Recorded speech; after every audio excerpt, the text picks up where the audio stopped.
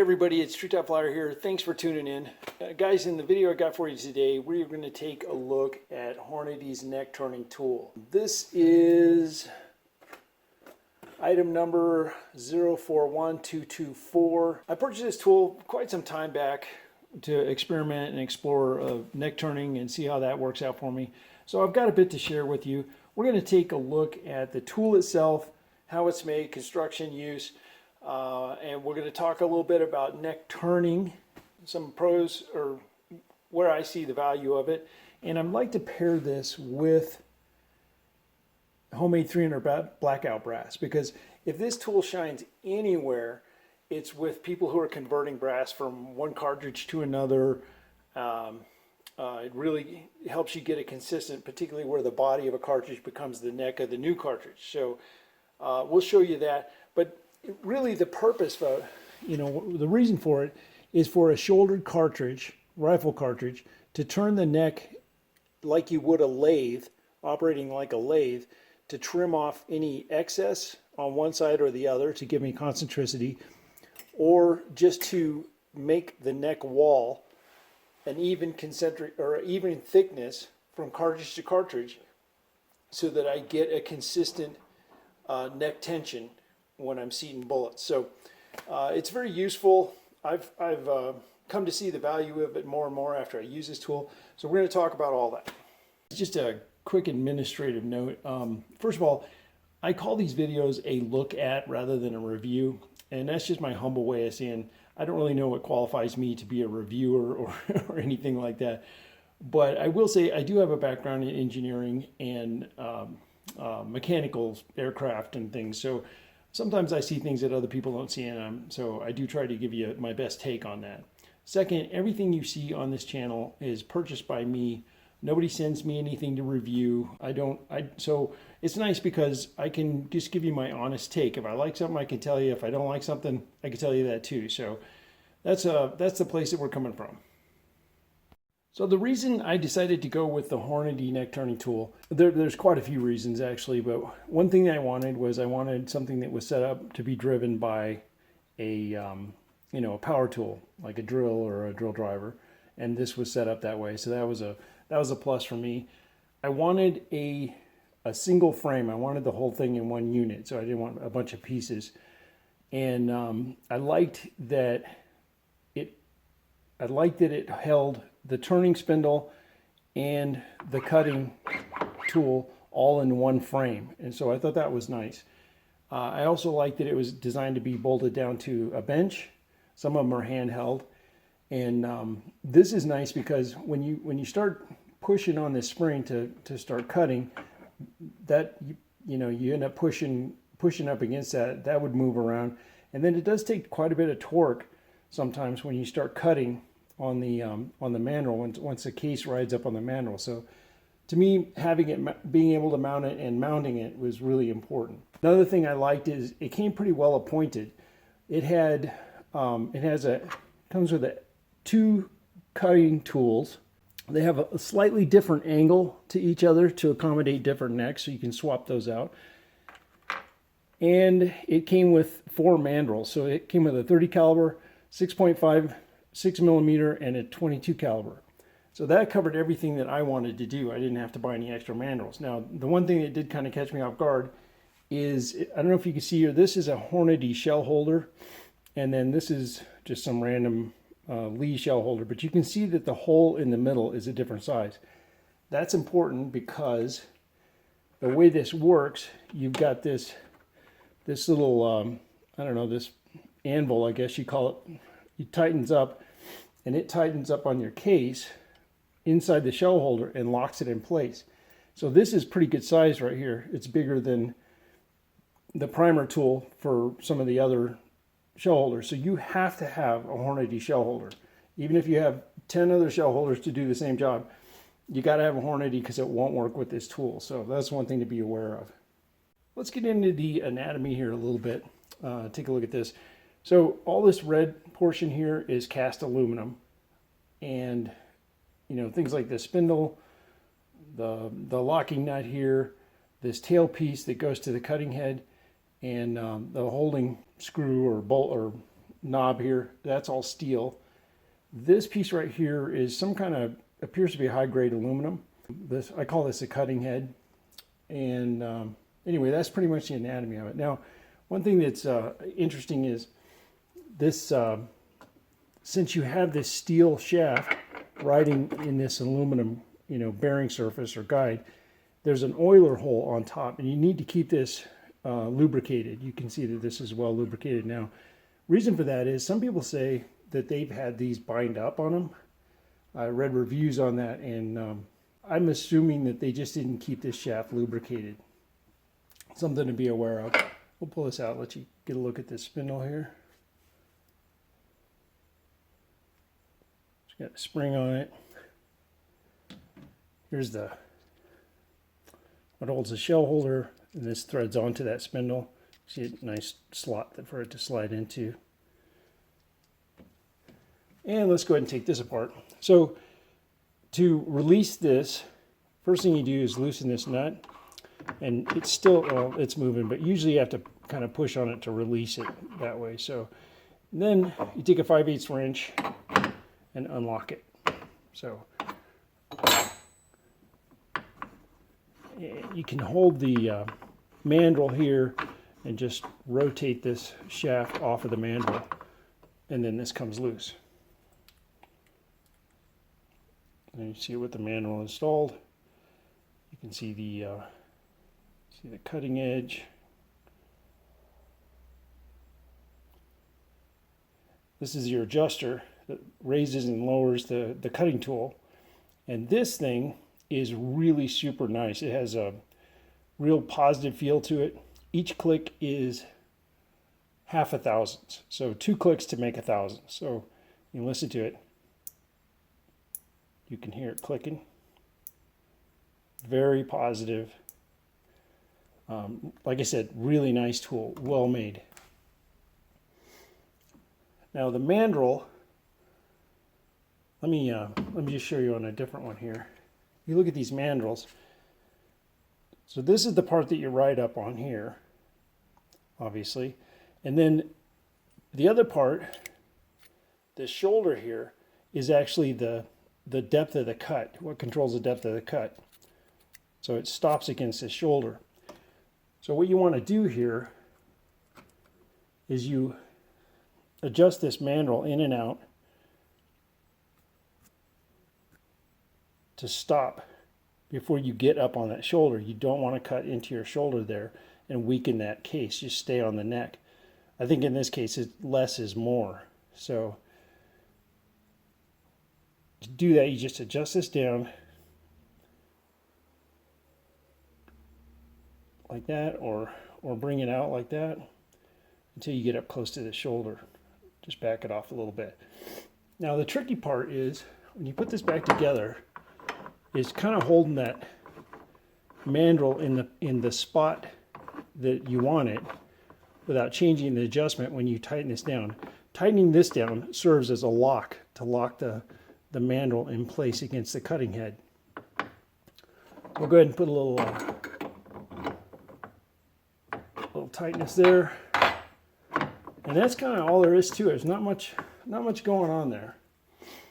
We'll go ahead and drop this back in, and again this threads on. And once you get going, you'll use the change direction on your drill to tighten down on this, or reverse the drill and release it. So it's just as simple as that. It's really self-explanatory. All right, let's do a couple cases here and take a look at this. Let's set it up first. So we've got our stop set by adjusting our mandrel. That's how much we're going to plunge. I'm going to go ahead and set this one. Set your drill to forward, and then hold on this ring here, and it'll tighten up. So now we want to move the cutting head in pretty close, but leave it out enough that you can get each piece of brass in and out without readjusting this.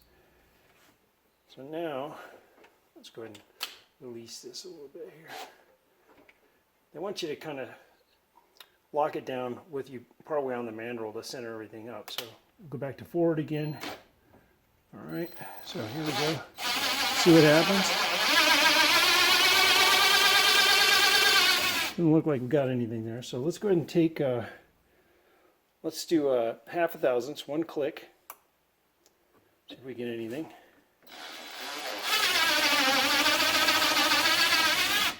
Just shaved a little bit. Let's do another half a thousandths.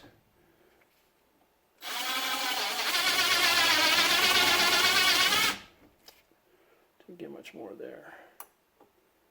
Once you get this set, you won't have to play with it like this. A little bit right around the shoulder there. Tell you what, let's just go 2 clicks this time. That should give us something. There we go. We got a bunch on it. Excellent. Okay, so now you can see, I'm going to go ahead and try to turn this so you can watch, but watch right here, up next to the shoulder, you can see that that's where we took the first amount, or the shiny spot is, where we did our cutting. This tells me, first of all, that the brass is thicker down towards the shoulder, which is expected. So now it's going to be, a more even out towards the mouth of the case. The other thing is you can see that it's shinier where we cut right here, almost all the way out to the mouth, and then just a little bit here. So we had 2 problems with this case. We had a tapered neck, and then it's out around. It's not concentric. So by trimming off that extra material on that one side, now we have the opportunity to straighten that neck up and center that bullet even better. Let's take this out and measure it here. I'm just going to use a set of calipers to see how thick this neck is. You see that? Yes, I know there's more precise ways to measure necks, but this does a pretty good job for me. So I'm sitting at about 11 thousandths, and that's usually my target with this Lake City brass. And you can see I haven't taken off a cut everywhere around. I prefer not to go down too much, just to take off the high spots. That's something that you can play with. I've had good luck with this. So let's do another one. Now that we have it set at 11 thousandths.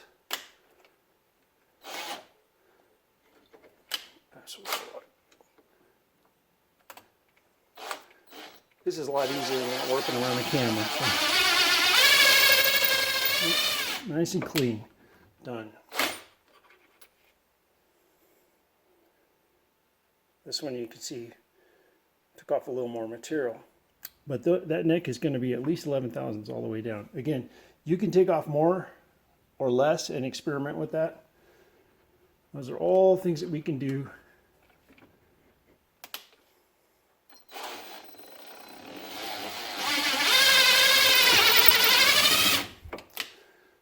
Once you get it set up, you can move along pretty quick doing this, I think.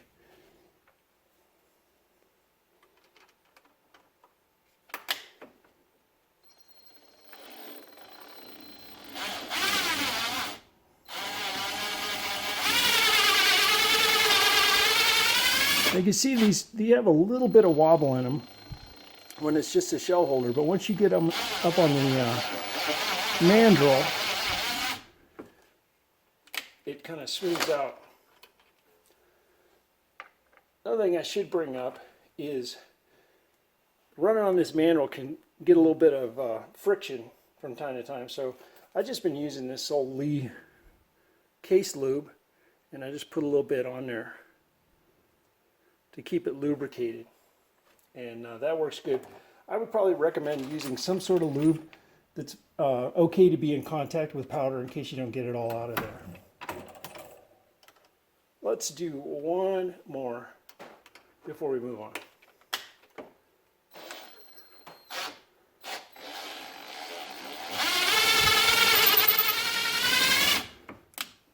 Just taking off all the high spots. Like I said, you can take off more if that's what you like.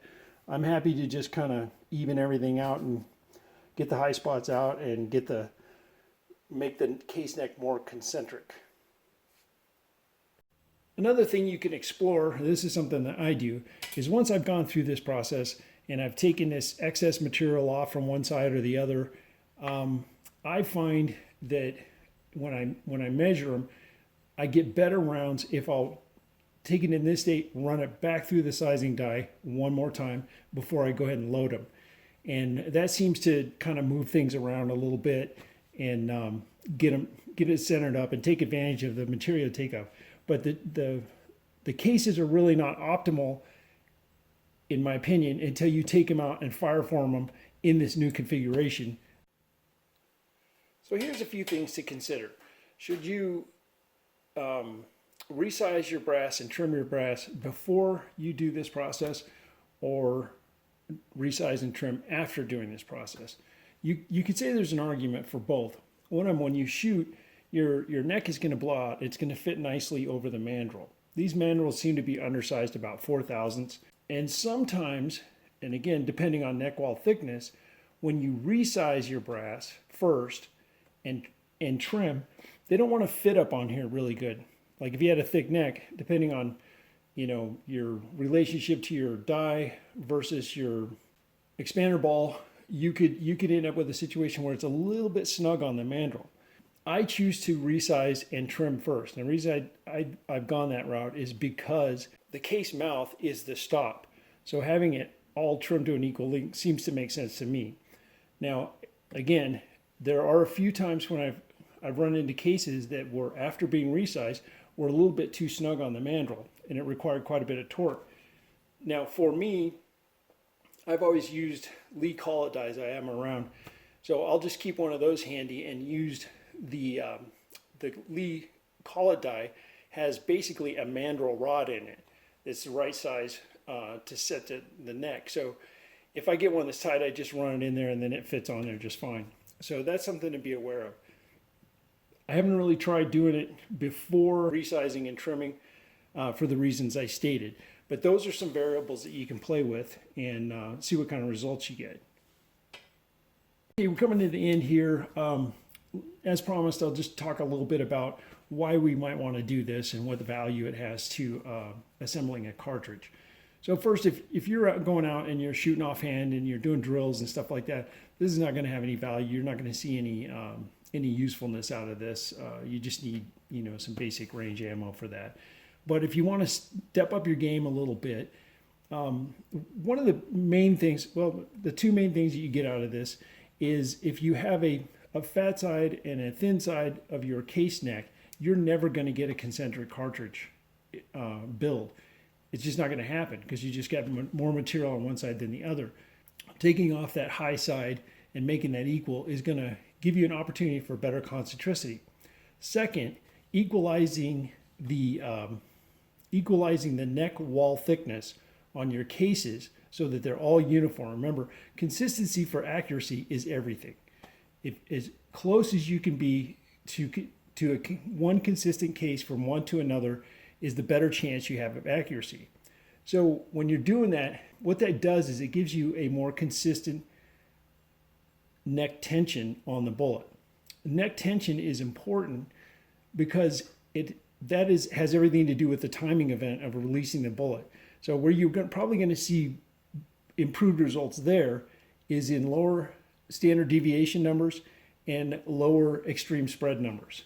So grouping tighter together, and you're going to see that obviously not on a 300 Blackout, but when you start getting out to range, 700 yards, 1,000 yards, whatever, that's where you probably will see some good results in it.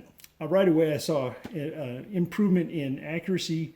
So the one thing that I found in my personal experience that was really cool and unexpected was I have more than one. I have multiple chambers, rifles chambered in the 300 Blackout. Now, I have a pet load that I go to, and I don't want to reload different ones for different rifles.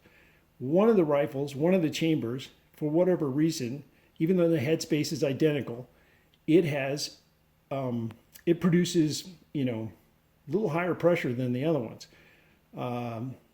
Again, headspace being all the same, I figured that there was a tighter spot in that chamber.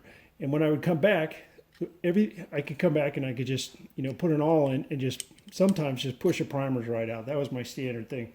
So obviously, using H110, it's a pretty fast burning powder for a rifle cartridge. And it really has a pretty good shock impulse that most of the 300 Blackout guys, if you're loading towards the top end on supersonic, you get used to losing primer retention pretty fast. So that was the problem with me. I would only get one loading if I shot in that one chamber. So that was kind of annoying. But what I found was on my homemade brass, when I would take these necks down and take this extra material off so that it was the same dimension all the way out to the mouth, I don't blow primers in that chamber anymore. Same load, same feet per second, velocity hasn't changed, but those, I lowered, I don't know, pressure spike or whatever, but the primers are nice and tight still. That's something that I haven't experienced in the past. So I attribute it to equalizing the amount of material on the neck. I must have a little bit of a tightening spot on that chamber. That happens to be my most accurate Blackout also. So anyway, those are my findings. So hope you enjoyed the video.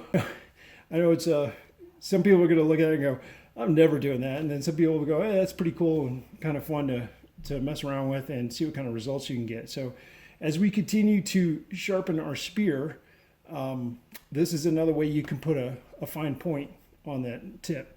So thanks for watching, and if you like the video, I'd like to hear what you have to say. Take care, and we'll catch you on the next one.